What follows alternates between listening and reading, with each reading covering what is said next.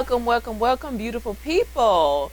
I am so happy to be back with you all on today's episode of The Gavel. Today, we are going to be discussing medical malpractice and the law around Chapter 74 reports. As you know, The Gavel is a place where we all come to learn about different injury case types and the law around it in order to prove your case. The Gavel is not only a place for consumers to be able to come and learn, but also lawyers. I try and do my very best to give very practical knowledge in the things that I have done in handling these different case types. So I am not just giving you some information out of a book. I am giving you actual things that I myself have personally done in handling these different types of cases. So let's get right on into it.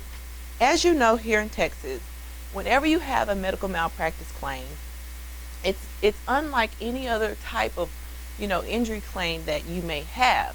When you have a medical malpractice claim, one of the things that is required is what's called a Chapter 74 report. And let's talk about the law behind the Chapter 74 report as well as the legal requirements.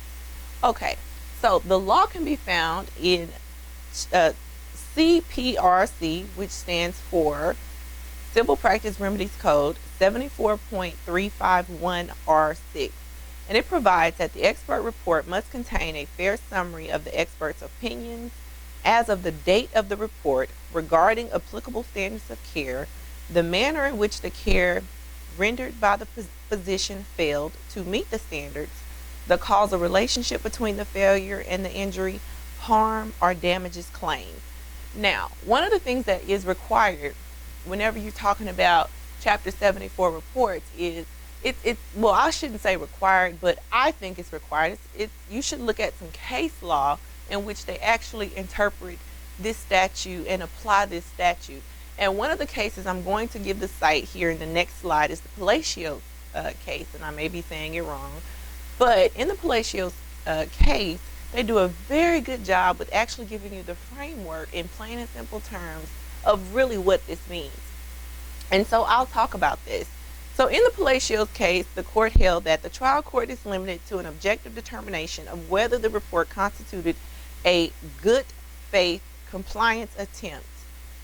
Secondly, the Palacios court discussed to be deemed sufficient, a report must discuss the standard of care, breach, and causation with sufficient specificity to inform the defendant of the conduct the plaintiff has called into question and to provide a basis for the trial court to conclude that the claims have merit.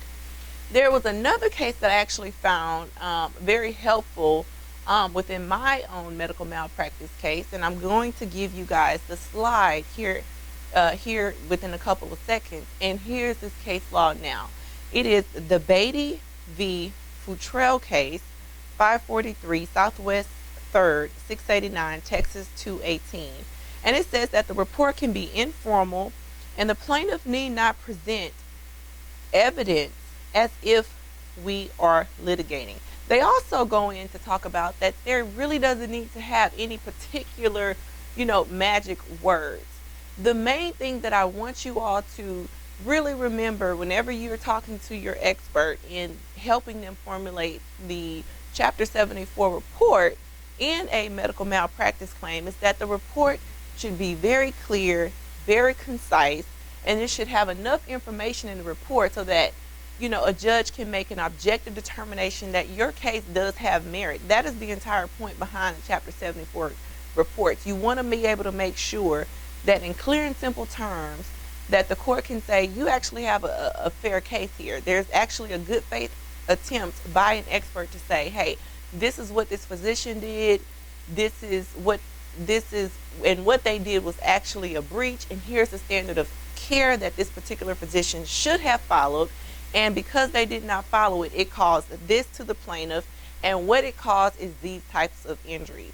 It's just that simple. You don't need to make it hard, or you don't need to make it complicated. And then as we jump into the next episode, I'll even go into further detail about some things that you need to do to help your experts, some practical strategies in terms of arguing objecting the I can't even talk right now. The objections to the Chapter 70 report. I'll discuss all that in a later episode. But for today's episode, what's important is that you understand the law, where you can find the law. Whenever you have your next medical malpractice case, just look at these two cases, look at this particular law, and it gives you all the context and the elements that you need to follow for your Chapter 74 report. And again, as I stated, there should be, number one, a good faith compliance attempt. Number two, you need to make sure that to be deemed sufficient, that the report discuss the standard of care, breach, and causation with sufficient specificity to inform the defendant of the conduct the plaintiff has called into question. That is my time for today. Thank you so much for joining me here on the Gavel, and I'll see you next time.